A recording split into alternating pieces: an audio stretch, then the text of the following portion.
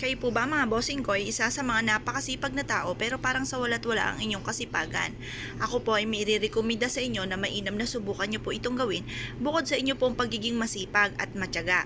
Mainam po na subukan nyo po ito. Kumuha po kayo mga bossing ko ng bato ng pyrites. Ang pyrites mga bossing ko ay mix po ang silver at gold. Ang silver ay nagtataboy ng malas at ang gold naman po ay for abundance. Pero kung wala kang ganitong stone at meron po kayong tiger's eye, pwede rin po yan mga bossing. Kasi ang tiger's eye for success. Kung wala ka pa rin tiger's eye pero meron kayong jade or kaya citrine, pwede rin po yon dahil yun po ay for money. Ano't ano man, kung wala po kayo ng mga natural stone na aking nabanggit, kahit buhay na bato na nagmula po sa loob ng inyo pong bakuran or kaya bato na nagmula sa inyo pong bakuran. Ito pa mga bossing ko ay para kayo swertein sa inyo pong buhay. Lagyan nyo po ito ng kapranggot na asin at ito po ay makakatulong upang sa ganon magtuloy-tuloy ang pasok ng swerte.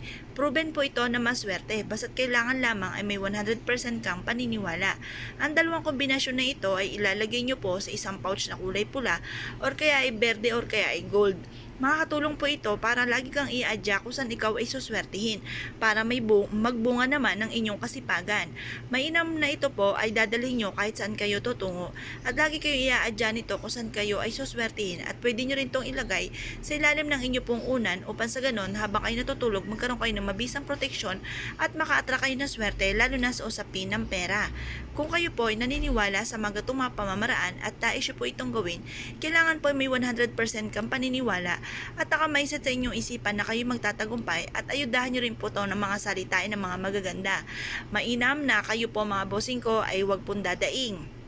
Kasi ang mga taong paladaing, lalo na may problema sa pera, ay mas titindi ang problema ninyo, lalo na sa pera. Pero kung kayo po ay panay mga magaganda ang sasabihin at i-mindset nyo po sa inyo pong isipan na kayo po ay suswertihin po kayo niyan mga bossing. Kaya kung kayo po ay naniniwala sa mga pamamaraan at nais nyo po itong gawin, ay siya good luck po sa inyong lahat!